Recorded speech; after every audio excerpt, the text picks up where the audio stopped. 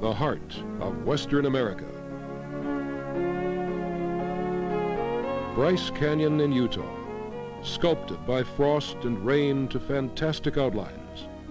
They belong to a world older by far than the fragment of time when we have had within our grasp the technical know-how to develop or destroy our lands.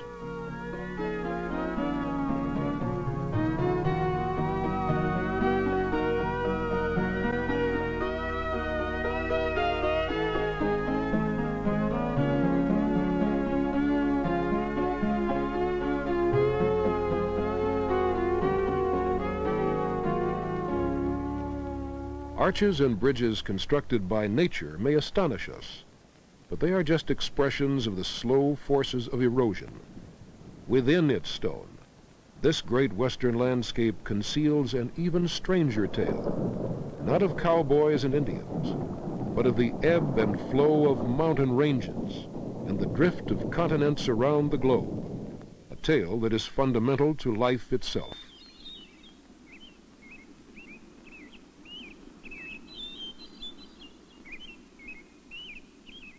This rock was already 200 million years old when man first made a mark upon its surface.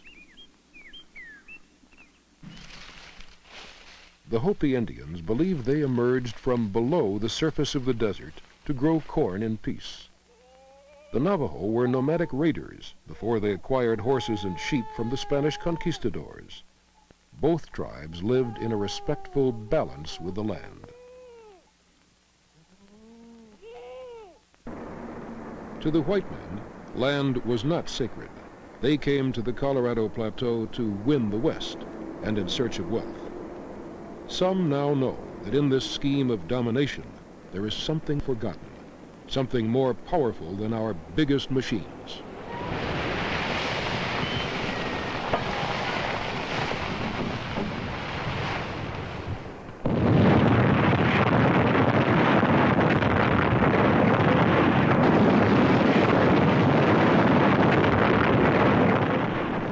May 18, 1980, Mount St. Helens exploded. The violence of the eruption shocked the nation. But few people realized that it was just a tiny symptom of the gigantic forces that unceasingly shape this planet. Scientists are beginning to see continents from a new perspective, to realize that the West was never one, and that we can only exist there and continue to use it by understanding how it was made. There's no better way to study the making of a continent than to descend into that greatest of all canyons, the Grand Canyon.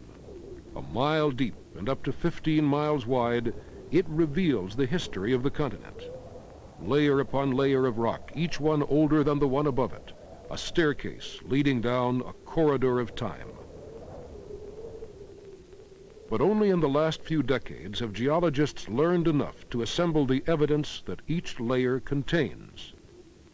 These level layers of sandstone were once grains of sand beneath a shallow sea.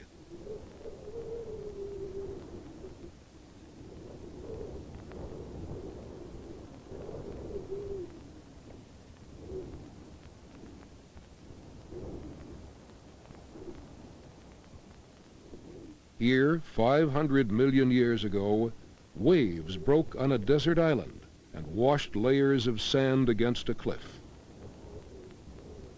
The cliff has been left in cross-section by the erosion of the Colorado River, cutting the canyon deeper and deeper. But why was there a sea here, in what is now a desert a mile above sea level?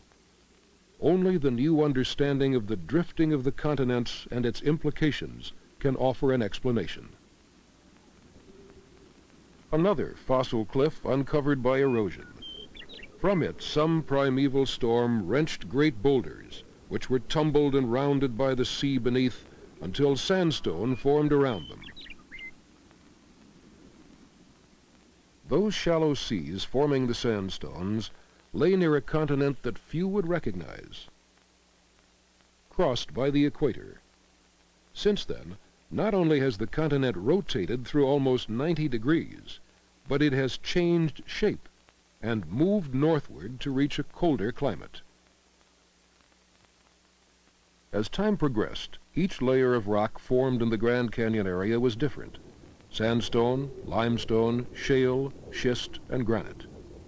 Each, like a stone tablet, contains a story of a different kind of continent. But some of the most exciting chapters may be missing. Here, the upper layers are level, evidence of a stable continental landmass. But below, they are tilted, which shows that once a range of mountains stood here. These were eroded away to a flat surface before sea sand was laid down on top. Between angled and flat stone, a whole chain of mountains has vanished. A quarter of the age of the earth had rolled by.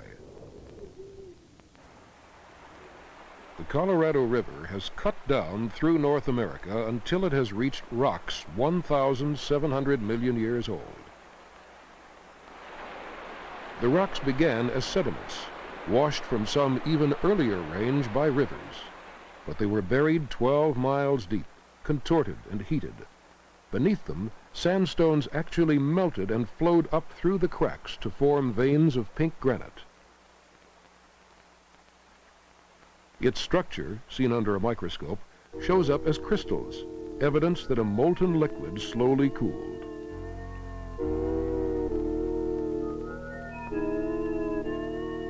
Many chapters of the Grand Canyon story are missing, not only because layers of rock are not there, but because fossil evidence is destroyed when rock is heated.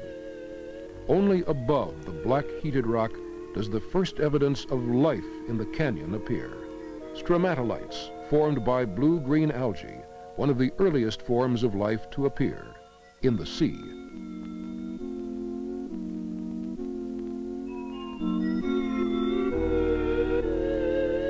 The continent had endured 100 million years longer before a layer of limestone, formed by reefs in a coral sea, reveals evidence of fish with backbones.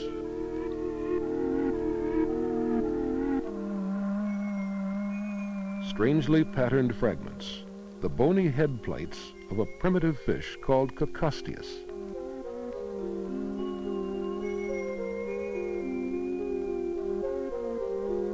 Yet the misshapen fossils of this fish tell an astonishing story. Today they are found scattered widely in the northern hemisphere. Since they were shallow water fish and poor swimmers, how did they cross the oceans? It is now known that over millions of years, the continents have drifted far from their original positions. Running the clock backwards follows their course in reverse. The present-day outlines have been kept for clarity, so sometimes they don't fit together completely. Here they may overlap, because, of course, they were changing shape as they moved.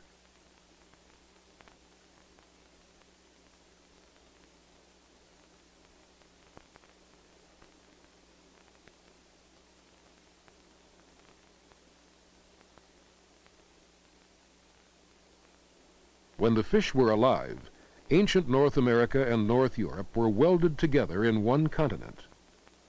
The fish Cocosteus lived in the shallow seas around the edges of this single landmass. Above the rock containing the fossil fish stands the great limestone cliff called the Red Wall, formed from the calcium carbonate remains of tiny animals that lived in shallow seas. Above that, the sloping layers were formed in river deltas and floodplains. The seas were drying up. Until at last, the sun shone once again on a desert, as this cliff shows. Why did the sea give way once again to land? The answer is in the shift of the continent on the face of the planet. Starting the clock where it last finished, but this time running it forwards, the continents drift until the great southern landmass of Gondwanaland joins up with North America. The Atlantic, in fact, was closed. The two continental shelves had joined. North America lay on the equator. Much of the North American continent was under shallow seas where limestone was forming, but the site of the Grand Canyon lay on a large desert island.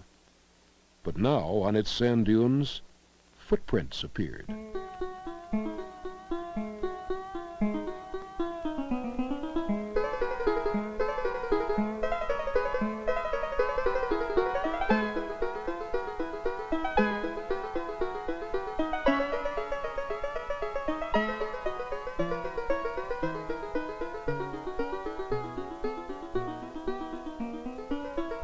Similar creatures made these fossil tracks 250 million years ago.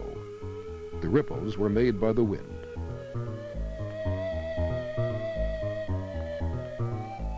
And not only insects.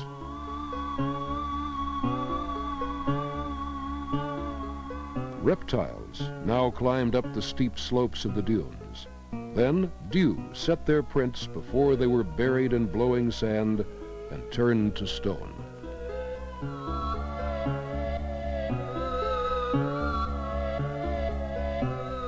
What these primitive reptiles looked like, nobody knows.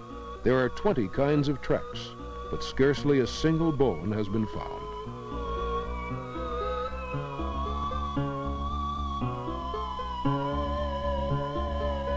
A few more million years, and even their world disappeared. Above the sandstones of their desert, the rim of the Grand Canyon is not the end of the story.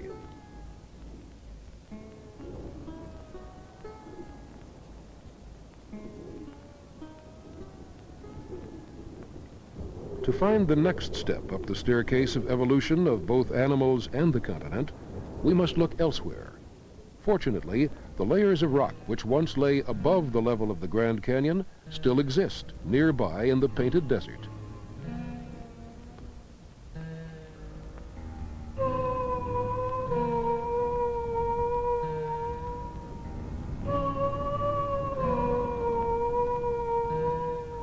And scattered across the fast-eroding surface lies dramatic evidence of the kind of continent it was.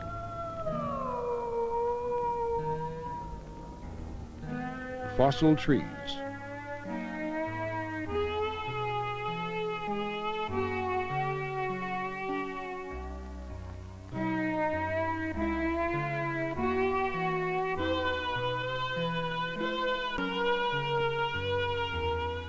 Now a petrified forest.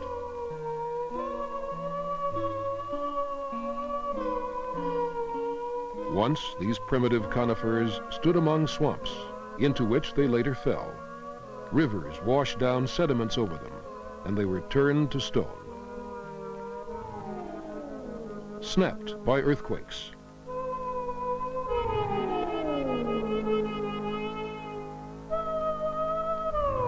Gradually, water seeped through the bark and wood, replacing the dead tissue with silica, colored with reds of iron oxide, purples of manganese, and greens of copper.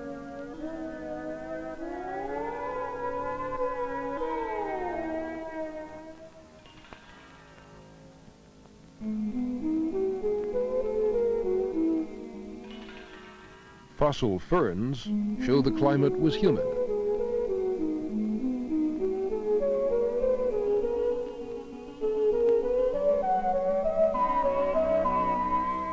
Now, logs like this one tumble from their pedestals as the soft sediments wash away. Sediments which reveal the skeletons of monstrous animals with grotesquely large heads. These were metoposaurs, among the largest amphibians ever discovered. They seldom left the water, and probably looked like this. Reptiles had become highly developed, like this phytosaur, an immense predator resembling a crocodile, but the biggest were 50 feet long. The sediments of the petrified forest erode quickly, and at times fossils like this jawbone of a phytosaur can be found on the surface.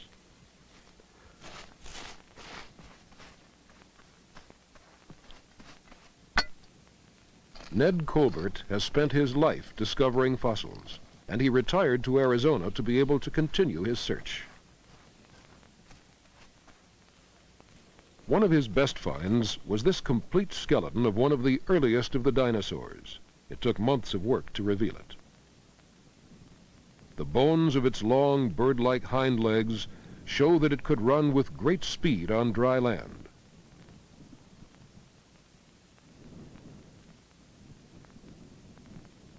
It probably preyed on small reptiles, using its strong serrated teeth. Coelophysis, The age of the dinosaurs had begun. But the phytosaur fossils can tell us more than simply what the animal looked like. Their distribution on separate continents only makes sense when we know that in the lifetime of these land animals, the continents were joined together. A huge supercontinent the geologists call Pangaea. This was the continent the dinosaurs dominated.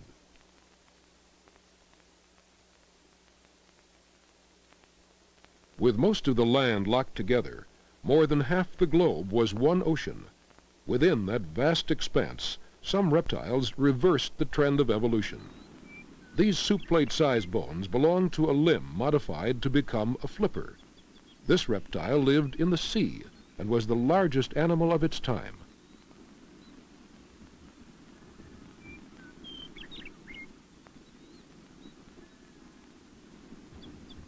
Without the need to support its weight on land, the ribs became long and slender. If washed ashore, these animals would collapse and suffocate like stranded whales. These were the ichthyosaurs, whose enormous size would have dwarfed a man, had he existed. Stranded by the tide, their fossil skeletons, found in what is now Nevada, show that much of the West was beneath the sea.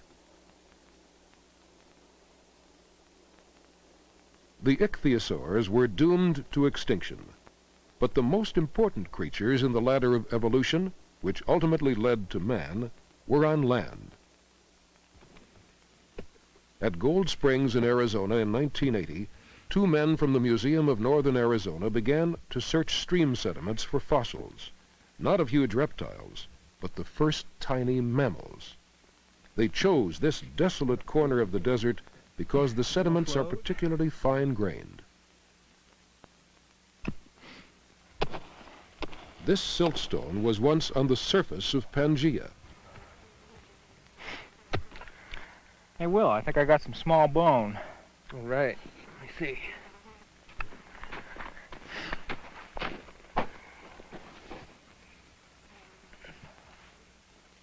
Once Will Downs had verified traces of fossil animals, he and his companion collected 300 pounds of rock. The tiny fossils they were looking for could only be sorted out in a laboratory. The only way to get it there was by backpacking it out across the desert.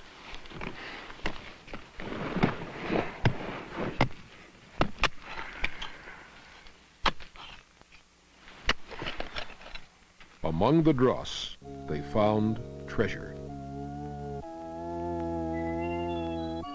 A tooth only a third the size of a pinhead, a double-rooted molar.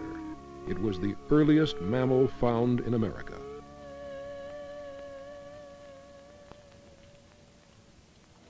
In the next 2 years, a team from Harvard University found not only this fossil with a minute rib and a pelvis, but 3 skulls and several jaws. Farish Jenkins was the leader, and he has shown that the tiny skeletons belonged to a different, unknown genus of mammals that were more highly developed at an earlier date than any previously discovered.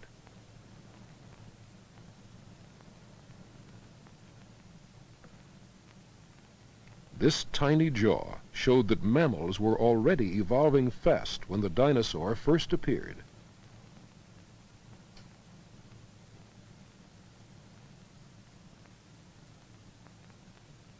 It belonged to an animal the size of a small shrew, which looked something like this, now called Dinotherium.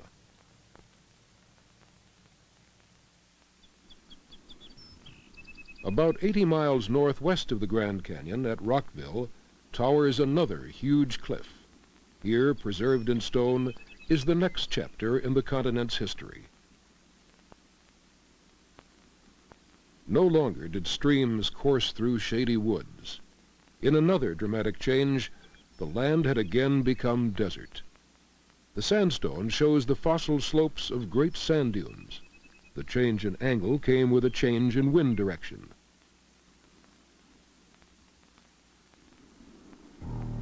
This sandstone forms the heights of Zion Canyon.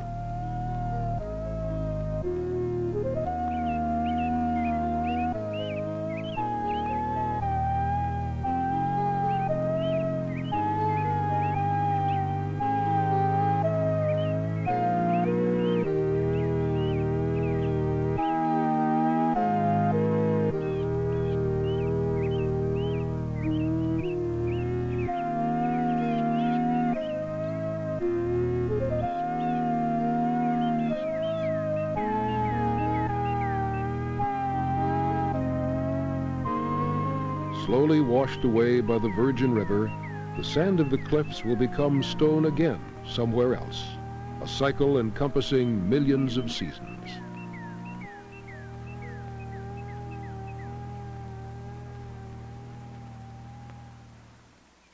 For 50 million years, the same sands had accumulated in a huge desert until they were over half a mile thick. But as they sifted to and fro, the continents were stirring. Perhaps the most dramatic event in the history of the continents began. The huge landmass of Pangaea was splitting up.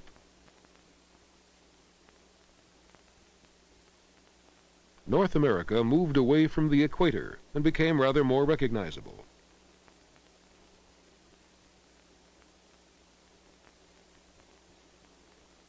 A great range of mountains still ran down the western edge, and on the flat plains below, rivers deposited sand eroded from their slopes. In northeast Utah, these hogback ridges were formed by layers of these sediments, which were later tipped on edge as the land buckled.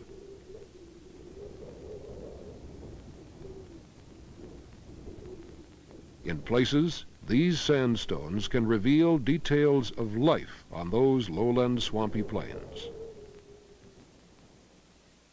The bones of giant dinosaurs.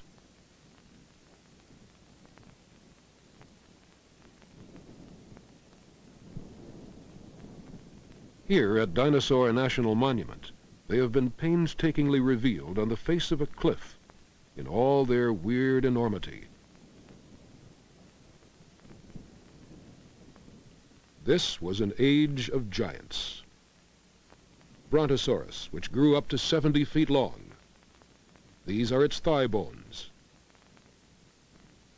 the vertebrae of its tail. Stegosaurs grew strange bony plates down their backs, which may have worked as fins to dissipate body heat. The skull of Camarasaurus was so big that it was made lighter with arches, though crude teeth show that it ate plants. The teeth of Diplodocus were so small and peg-like that it is surprising it could eat enough to keep its immense body alive, while Allosaurus in the foreground fed on the flesh of these giant dinosaurs with teeth like long daggers.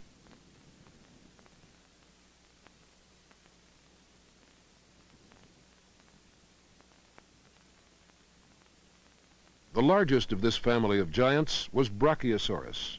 It weighed 80 tons. It used to be thought that these were the largest land animals that had ever lived. But in 1979, Jim Jensen searched a new site at Dry Mesa in Utah.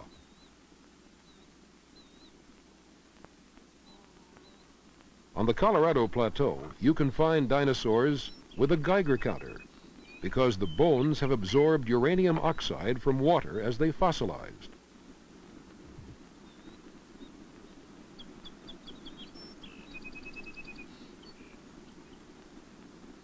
This time, he struck it rich and came home with a gigantic shoulder blade from an animal that resembled a brachiosaur. Nothing so huge had ever been found before. Using models of bones of a brachiosaur scaled up to match the shoulder blade, Jim Jensen built a reconstruction of a foreleg of the animal he calls Ultrasaurus.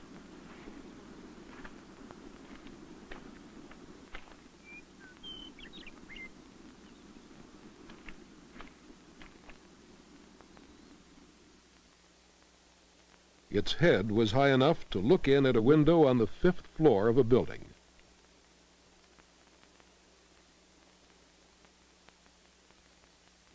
The dinosaurs were supremely successful, changing and progressing for over 100 million years.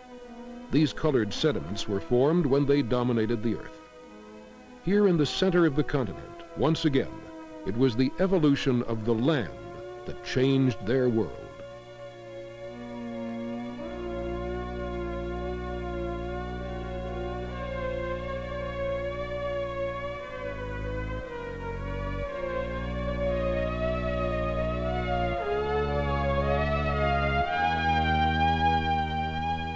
The gray skirts surrounding Factory Butte, which towers above the bones of the dinosaurs, are shales. A great sea had swept across the continent.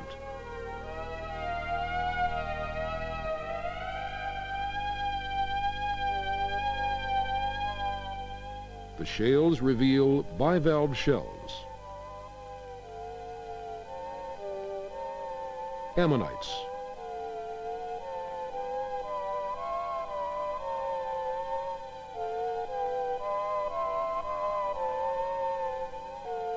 gastropods,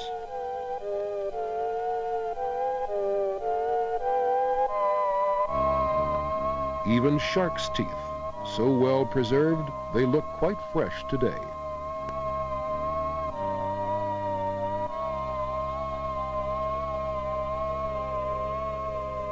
Summer floods and frost have created a landscape like few others on this planet, one of the least known corners of the entire continent.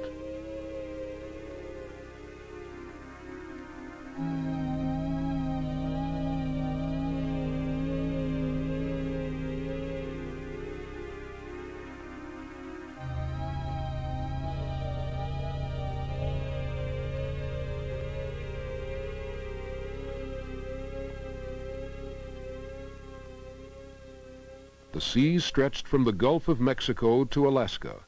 In the lowlands were peat swamps, later covered by sand, to begin their slow transformation into coal. And among them, beneath the skies darkened with volcanic eruptions, strode the last species of dinosaurs, Triceratops. And preying on the swamp dwellers, that childhood vision of terror, Tyrannosaurus. Then, slowly, the entire continent was convulsed. The seas dried up. Mountains spread inland, lakes formed, and the Rocky Mountains rose. The whole surface of the continent was in the throes of change. As the Colorado Plateau slowly lifted as much as 3 miles into the air, the meandering lowland rivers cut deeper and deeper on the same course, until they snaked at the bottom of canyons, like here at the Goosenecks. As the land rose, the layers of rock deposited one above the other for so many millions of years were stripped off by erosion. At Split Mountain, the Green River did not cut through the mountain. The land rose on either side, and the river stayed in the same place.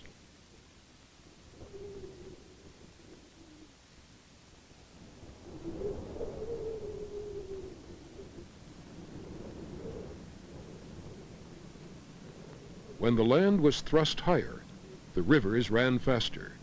Grain by grain, layer by layer, they carried the mountains to the sea. The rainstorms, the frost, and the wind did the rest.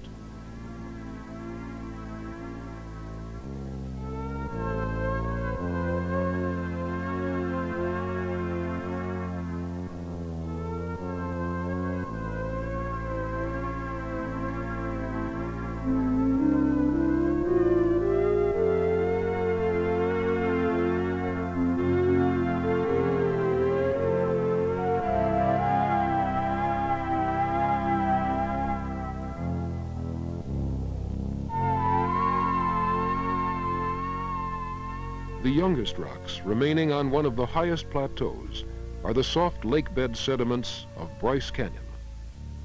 The pink color forms as iron is oxidized.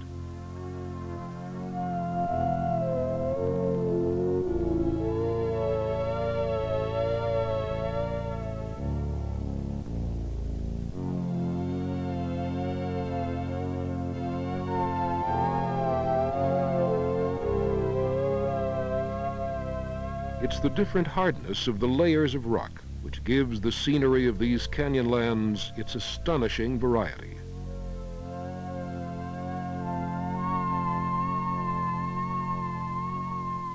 At Monument Basin, fractured remnants of a hard layer of sandstone preserve the rock beneath.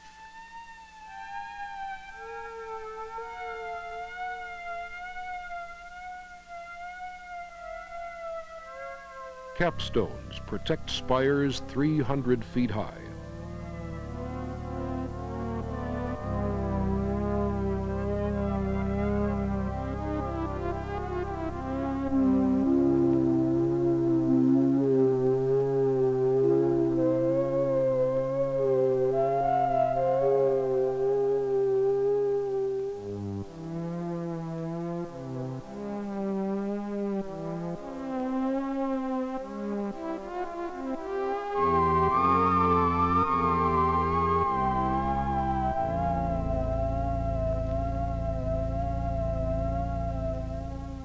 Sandstone spires and buttes of Monument Valley are all that remains of a thick layer of hard sandstone which was curved up by forces beneath it, so that it cracked and allowed the eroding weather to get in. All the rest of this plateau has been washed away. The cliffs are undermined by the soft rock eroding beneath them.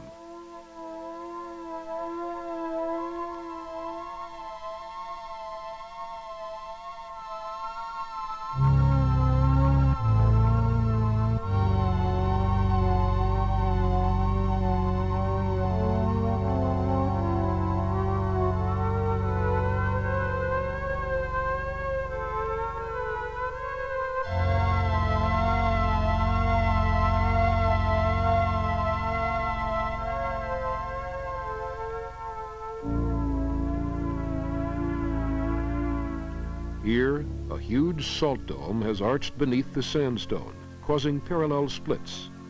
At first, juniper trees take root in the cracks as water percolates down. Then the crevices become tiny canyons. Over hundreds and thousands of years, the parallel ranks of rock stand free.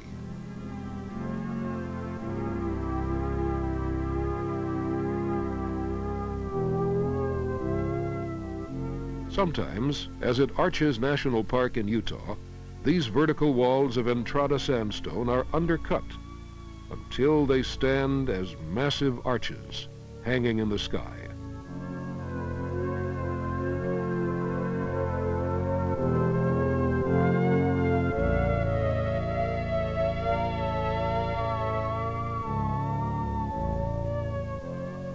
Landscape Arch is 291 feet.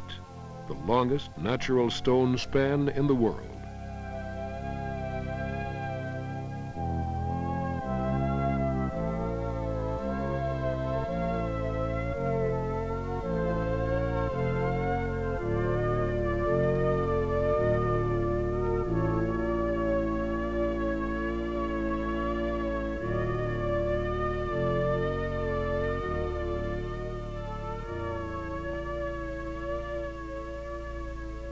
One of the remarkable features of Canyonlands is the hard, angular nature of its scenery.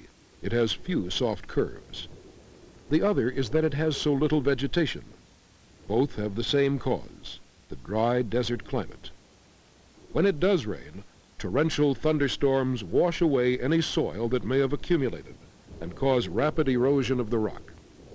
Only on the inside bend of a river, and there are few in the Canyonlands, can soil build up for trees to grow.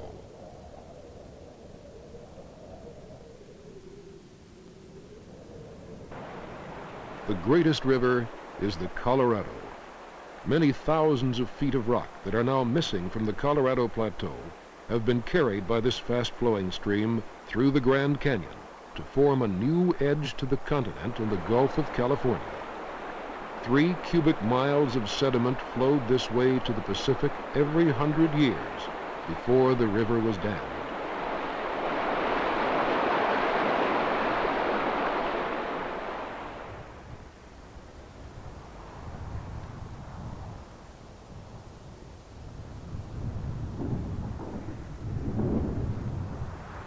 It's in July and August that the clouds gather, and there is nothing gentle about the summer rains. Over the centuries, they have dissolved potholes in the sandstone by loosening the limy cement holding the grains, which the wind then blows away.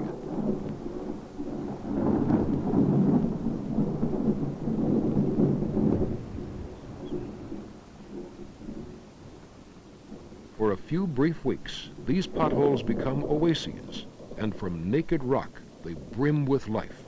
Not tadpoles, but crustaceans. The extraordinary tadpole shrimp has existed in this region for 300 million years. Yet every year its survival is a race against time. It must reproduce before the pools dry up again. Fairy shrimps, too, are adapted to these transitory pools. They thrive because there are no predators. And there are clam shrimps. Even water snails appear, apparently from nowhere. But in this desert, the sun rules. The pools evaporate an inch every day, and soon there is no trace of moisture. Those shrimp already able to lay eggs will have assured the species survives. The eggs can blow with the desert wind for as long as 25 years before falling into another pothole. There a thunderstorm may finally hatch them, and life will return. Some of the rain which falls on the sandstone sinks through until it meets an impermeable layer beneath. When a canyon cuts such an aquifer, water flows in the desert.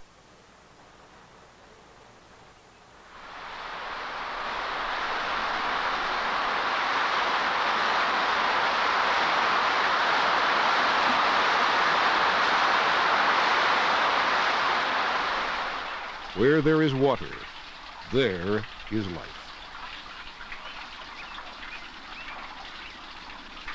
Many of the plants are unique to these hanging gardens. Geology rules the present as well as the past.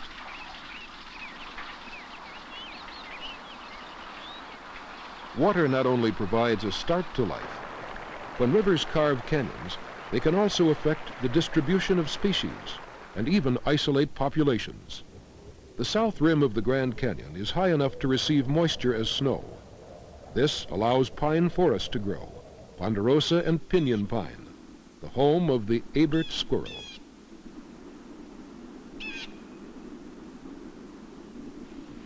During colder, wetter times after the Ice Age, this squirrel must have had a wide distribution across forests covering the Colorado Plateau. But now, the depths of the Grand Canyon have become a hot desert and isolated the forests on the higher north rim, where a subspecies, the kaibab squirrel, has since evolved. It has much longer tufts on its ears and a white tail.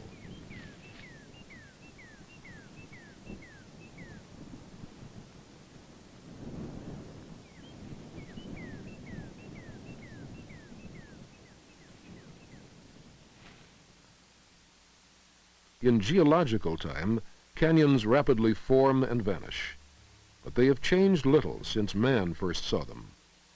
In a desert, any canyons with water are natural oases where game will congregate to drink.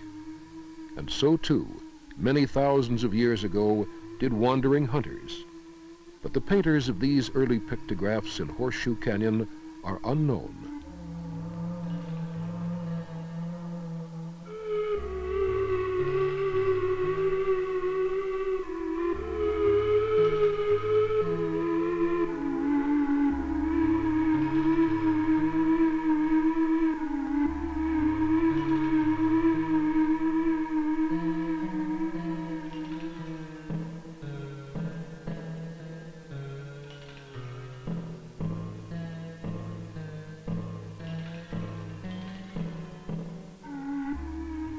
A stable water supply allowed the slow development of permanent settlements and agriculture. About 1,700 years ago, the early Kayenta people began to make use of the vast, eroded, cavern-like overhangs of the sandstone cliffs.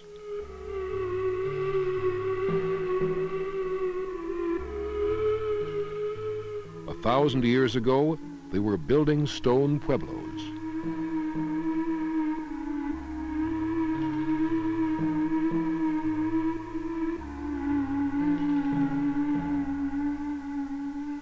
This village, Keet Seal, was begun in 1250 A.D. It's possible to date each building precisely by using carbon-14 analysis of the wooden beams.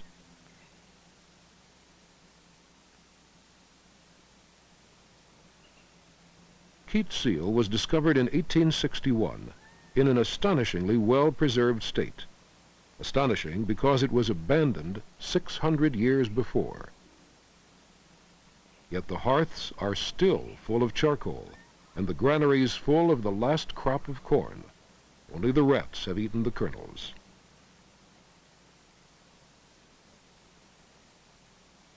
Why was this seemingly secure little community abandoned? Today, Keat seal stands high above the floor of its canyon. Only 26 years after it was first built, a 25-year drought began. The forests above had already been cut for fuel and building, and now, ironically, flash floods acting on the bone-dry soil literally washed the canyon floor from beneath the settlers' feet. In the desert canyons, erosion is far quicker in times of drought, a thoroughly natural disaster. The people of Keat seal set out across the forest of Black Mesa to find a permanent water source. The rain and snow which falls on this high, cold plateau percolates through the sandstone and emerges as springs at the edge. From the north and south, the wandering tribes or clans converged on the rocky fingers of the Hopi mesas in Arizona. In summer, the Hopi mesas look bleak enough, but their water supply has meant that one town has been continuously occupied for more than 800 years.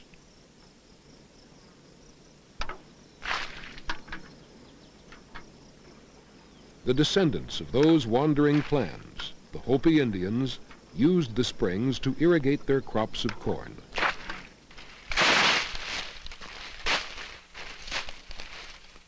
Further crops were grown scattered on the dry washes of rivers, as they are still grown today, so that some, at least, will catch the summer thunderstorms. The Hopi religion involves elaborate rituals for ensuring that the rain does fall. Passed from generation to generation is the knowledge of the value of water.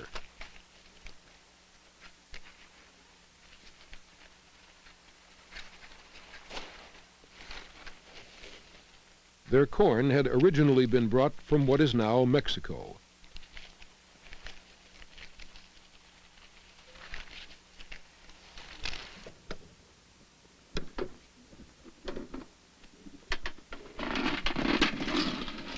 Hopi tradition holds that they emerged from an underworld in the Grand Canyon to accept a life of poverty and peace. The isolation of their villages in the hostility of the desert must indeed have allowed few luxuries.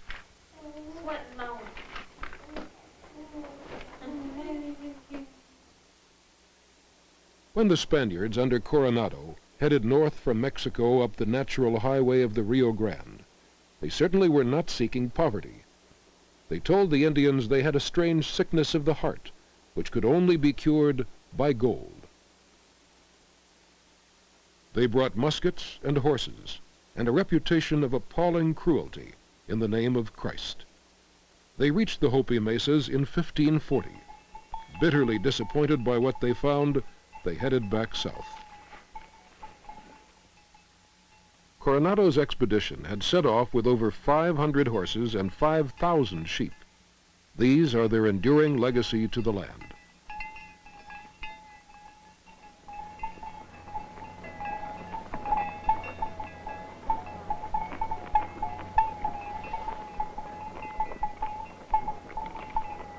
Prior to the arrival of the Spaniards, the Navajo Indians had been hunters and raiders.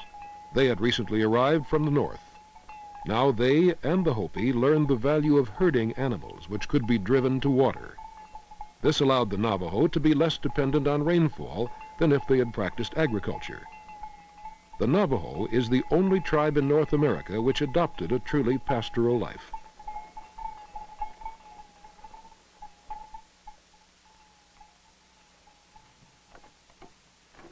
They have since become famous for their fine woolen rugs. Before the introduction of sheep, Looms had been used by the Hopi for centuries to weave cotton.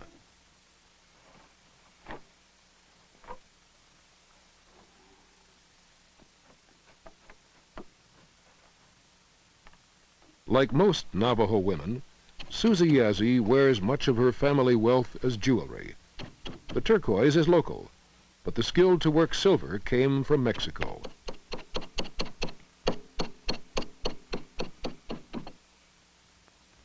The Navajo population began to multiply in this century, causing once again pressures on limited natural resources such as grazing. But till then they had successfully re-established settlements in many of the previously abandoned canyons.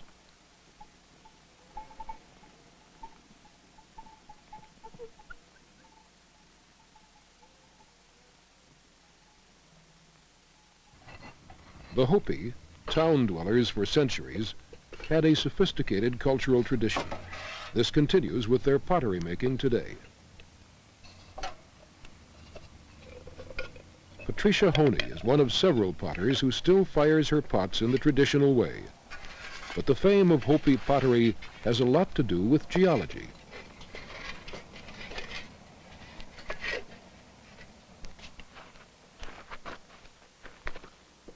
The fuel is now sheep dung, purchased from the neighboring Navajo shepherds.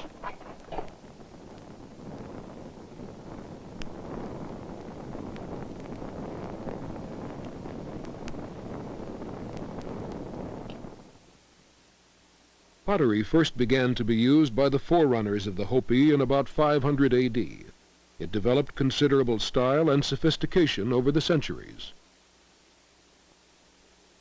About the time of the gathering of the Hopi clans, it began to be fired in a new way, using coal, which they had found in their wanderings on Black Mesa.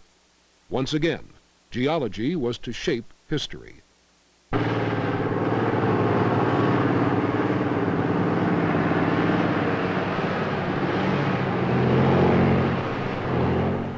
Now there are two huge open-cast coal mines being worked on top of Black Mesa. 12 million tons of coal a year are extracted by an operation that the company compares with plowing on a gigantic scale. The land is leased from the Hopi and Navajo tribes. The reason that the Hopi and the Navajo were not driven off their land by white settlers a century ago was that they had nothing worth taking. The desert was so poor. Now all that has changed. This coal was formed in the swamps bordering the great seaway that once lay across North America. And elsewhere, machines are unlocking other natural treasures forged in the making of the continent. There is uranium there, and hidden in a vast natural basin, the biggest deposit of potash in the world. It's dissolved in brine and then evaporated in these ponds. Neither this plant nor the coal mine existed before 1969.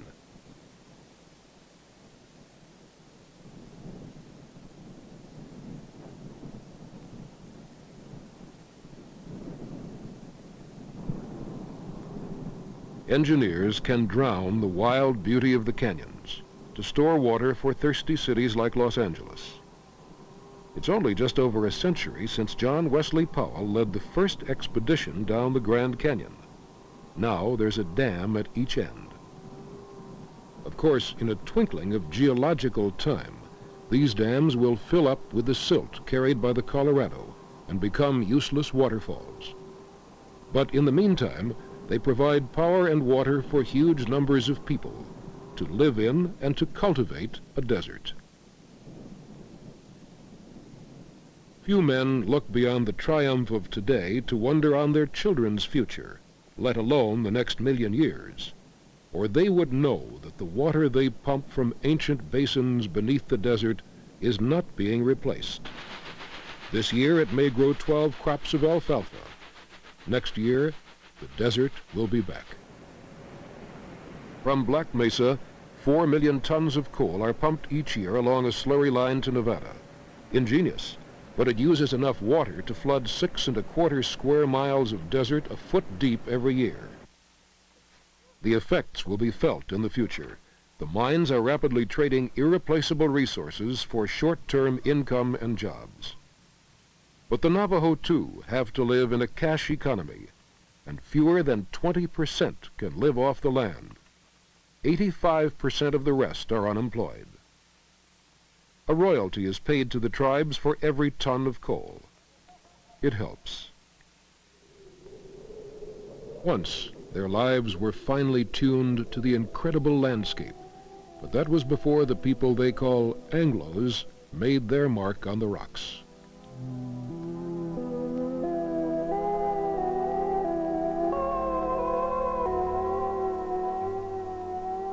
Black Mesa coal now fires the Navajo power plant, which fouls the once crystal clear air of the country the Indians called the land of the sleeping rainbow. The sacred mountains are often obscured by smog. And where does the power flow? To Los Angeles, and to that most artificial, least logical desert city in the world, Las Vegas.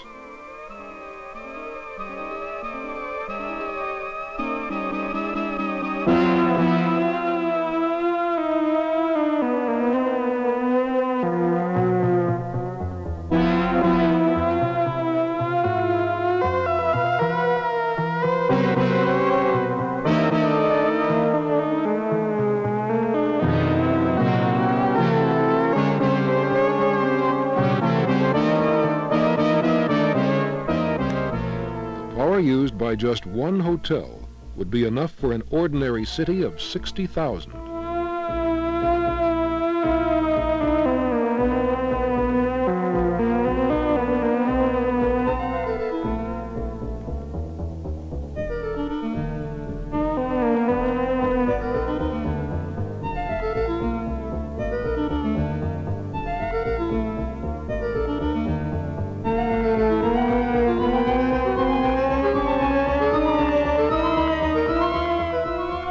The history of desert cities is written in sand.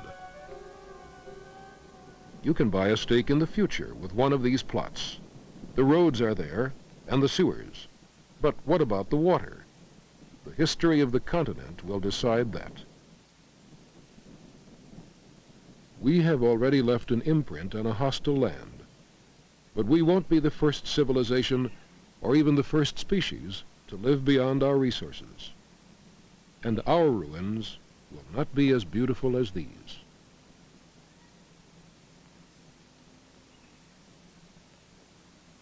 If we are to learn from the past, we must come to terms with the way the continent is made, and the way in which that rules the future, the limitations, and not just the opportunities that it puts in our path. Perhaps we need to relearn a little humility when facing nature. Every continent is greater than its scenery. It is the beginning and end of life on land. Is our geological destiny to be a thin black line and a cliff which will tell some future eye, this was when man lived and died?